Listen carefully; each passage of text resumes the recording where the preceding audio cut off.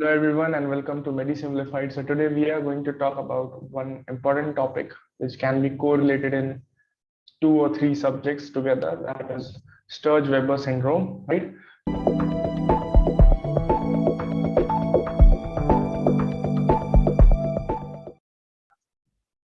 Sturge-Weber syndrome, it is a congenital neurocutaneous syndrome that is, it involves brain and skin, right? And all the neurocutaneous syndromes are usually hereditary, but here the Sturge-Weber syndrome is sporadic in nature. Now, let's understand how the Sturge-Weber syndrome is occurring, or what is the cause of Sturge-Weber to occur. So first, there is a gene called as GNAQ gene. There is a gene called as GNAQ gene. Now, this gene is responsible for development of a vascular plexus during the embryogenesis. That is, it gives a vascular plexus to the mesoderm, right, while the embryogenesis, and it stops its expression at ninth week of gestation. It stops its expression at ninth week of gestation, but if due to any mutation, this GNAQ gene continues its expression even after ninth week, or I'll say after birth, then it leads to increased capillaries, right? It leads to increased capillaries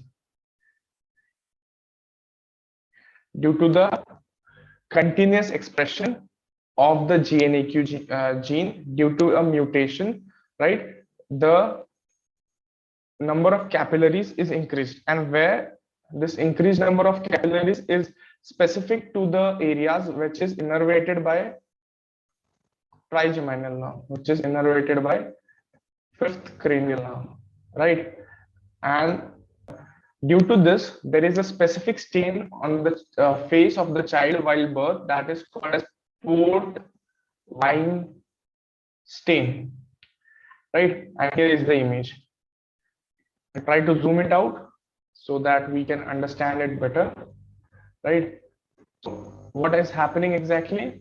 There is this port wine stain which is at the region which is supplied by the trigeminal nerve, right?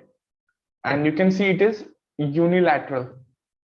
So this is the port wine stain seen in Sturge-Weber syndrome due to continuous expression of GNAQ gene, which is responsible for vascular plexus during embryogenesis. Usually its expression is stopped at ninth week of gestation, but if it continues even after the embryological period, then it causes increased capillaries, specifically in the region where the trigeminal nerve innervates in the face, and this leads to a typical face or stain on the face of a child while birth, known as port wine stain.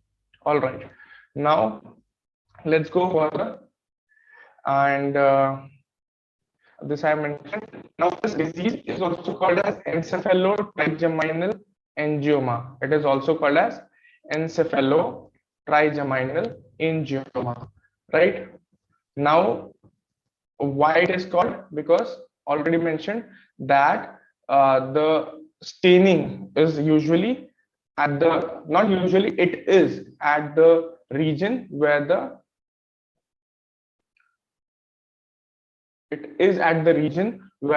trigeminal nerve is innervating at face. Now, suppose you are a clinician, or you are a pediatrician, or you are a general physician or a gynecologist. You see a child given birth right now, and he or she is having a port wine stain that is usually unilateral. Now you are suspecting a Sturge-Weber syndrome. Now what we need to do to confirm that whether it is a Sturge-Weber syndrome or not, or what will be your next step in this? There can be a question like that, that a child is born with a port wine stain. What will be the next step, or what? How will you confirm whether it is a Sturge-Weber syndrome or not? So we will do a CT or MR of a brain. We'll do a CT or MR of a brain, and what we will see there, we'll see a typical tram track is, which is usually done, or which is usually confirming the diagnosis of Sturge-Weber syndrome. Now, these two are the very important thing for directly getting the diagnosis of Sturge-Weber syndrome. One is Port-Weinstein and second is tram track appearance. How it is coming, how it is occurring, I have already mentioned all. Now going further, now this is how a tram track appearance looks like, right? You can appreciate it here. So where we see it, we see it on CT usually, right? Now going further, now let's talk some more details about this Sturge-Weber syndrome. I already mentioned that it is a sporadic. Then the very important thing which we should know about Sturge-Weber is that it has no brain tumor. I have highlighted it that there is no brain tumor. Right? It is very important to remember that there is no brain tumor in the Sturge-Weber syndrome. Port-Weinstein I have already mentioned. Then there is a leptomeningeal capillaries, and these capillaries are usually at the ipsilateral side of the Weinstein. Next thing is cerebral hemiatrophy, and which we can once again appreciate in the next image which I am showing.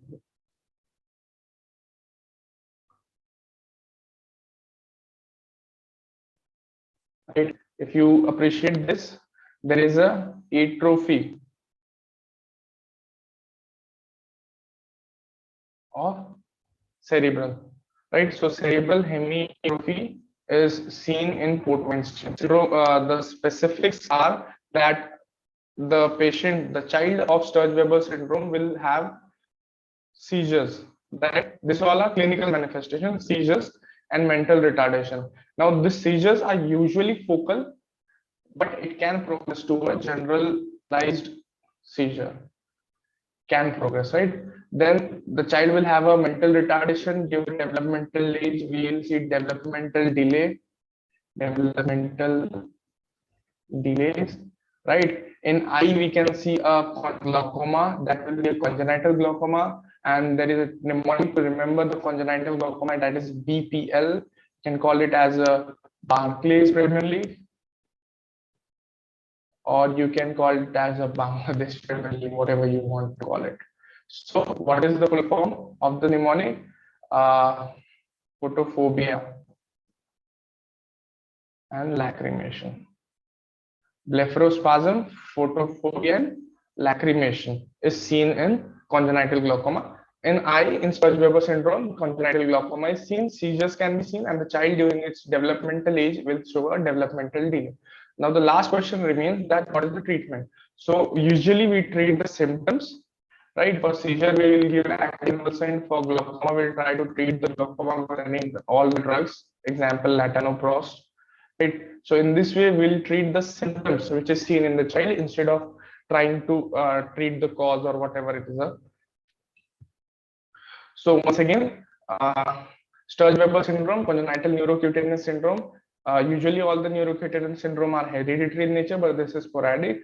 Due to GNAQ mutation, there is increased capillaries in the region of the face where is which is innervated by the fifth cranial nerve, which leads to the Port-Weinstein. It is also called as encephalotrigeminal angioma. Port-Weinstein is usually unilateral. To confirm that diagnosis, we do CT or MR, and on CT we see tram track appearance. It is sporadic in nature. There is no brain tumor seen in Sturge-Weber syndrome. Leptomeningeal capillaries and cerebral hemiatrophy seen on the ipsilateral side of the Port-Weinstein. Clinical features like seizures, mental retardation, and in eye we can see glaucoma, and treating the symptom is the management goal in the Sturge-Weber syndrome. So thanks for watching this video. Hope you found this video useful. Do like, share, and subscribe my channel, MediSimplified. Thank you.